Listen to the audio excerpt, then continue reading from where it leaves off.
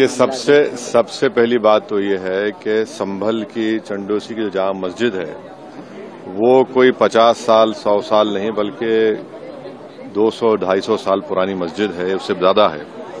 वहां पर कोर्ट की तरफ से बगैर मस्जिद के जिम्मेदारों को, कमेटी को सुने उन्होंने एक एक्स पार्टी ऑर्डर पास कर दिया, वो गलत है।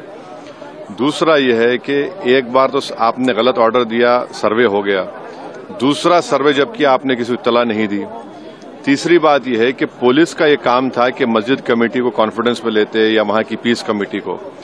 चौथी बात यह है कि जो सर्वे करने लोग आ रहे हैं वो प्रोवोकेटिव स्लोगन्स लगा कर आ रहे हैं, वो वीडियो उसका है, पब्लिक डोमेन में है। और उसके बाद जो वहां पर वायलेंस हुआ जिसमें 3 मुसलमानों को गोली लगी, उनकी मौत हुई, हम इसका कंडेम करते हैं। ये फायरिंग नहीं बल्कि मर्डर है। और जब से बाबरी मस्जिद राम मंदिर का जजमेंट आया, जिस बात को मैं पर्टिकुलरली कह रहा हूं कि उस जजमेंट के बाद ये सब चीजें खुलेंगी और एक के बाद एक खुल रही हैं।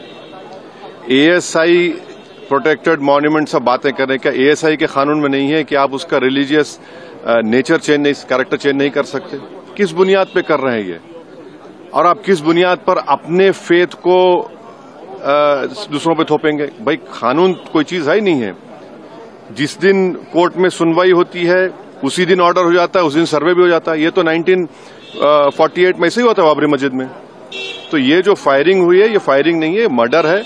और जो भी ऑफिसर्स इन्वॉल्व है उनको सस्पेंड करना चाहिए और एक सिटिंग हाईकोर्ट जज से उसकी इंक्वायरी होनी चाहिए। ये सरासर गलत है, जुल्म हो रहा है वहां पर। तो संभल में वहां के सांसद के एफआईआर दर्ज कर दिया गया। आप जिस पे चाहे कर लीजिए भाई, जिस पे भी चाहे कर लीजिए, जज आप, जूरी आप, सब आप, तो बचेगा क्या फिर? अब सर, जेपीसी में आप लोगों ने समय मांगा है, क्या कहेंगे? जी, जैसा अभी आपने हमारे डेलीगेशन तरफ से बोला गया है, मैं उसको रिपीट करना नहीं चाहता। मगर स्पीकर साहब ने बड़ी इत्मीनान से हमारी पूरी जितने मेंबर्स 11 नॉन बीजेपी एमपीज गए थे उनकी बात को सुना। वो बोले कि इसके ऊपर कंसिडर करेंगे और हमको उम्मीद है कि ऑनरेबल स्पीकर साहब इसका टेन्योर बढ़ाएंगे। क्योंकि आप देखिए, बंगाल नहीं गई कमेटी, बिहार हम लोग नहीं गए, उत्तर प्रदेश में शिया वक्फ की प्रॉपर्टीज को हमने नहीं देखा। तो ऐसे कई, दिल्ली के मंत्री को बुलाना है, ऐसे कई स्टेट्स है जहां पर कमेटी को जाना चाहिए। वो स्टेक होल्डर्स हैं, उनकी बात को सुनना बहुत जरूरी है।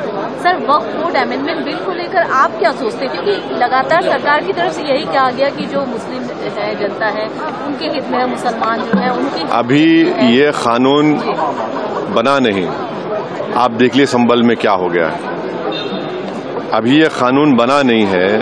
आप देख रहे हैं कि हर जगह पे बोल दिया जा रहा है कि नहीं, ये यहाँ पर 500 साल पहले मस्जिद नहीं थी। इस बिल में आप, ये बिल आर्टिकल 26 का वायलेट करता है।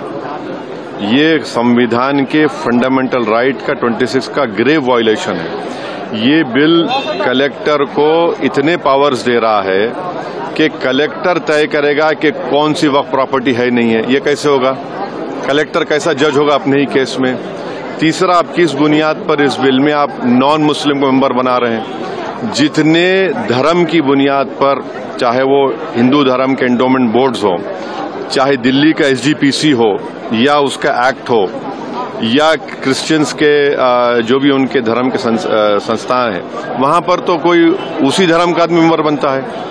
आप तो कंपलसरी स्टेट वक्फ बोर्ड में जहां पर 11 मुसलमान बनते थे, वहां पर आप मेजॉरिटी नॉन मुस्लिम बनाना चाह रहे हैं। सेंट्रल वक्फ काउंसिल में मेजॉरिटी ऑफ नॉन मुस्लिम बनाना चाह रहे हैं। क्यों करना चाह रहे हैं आप? ये क्या मकसद है आपका?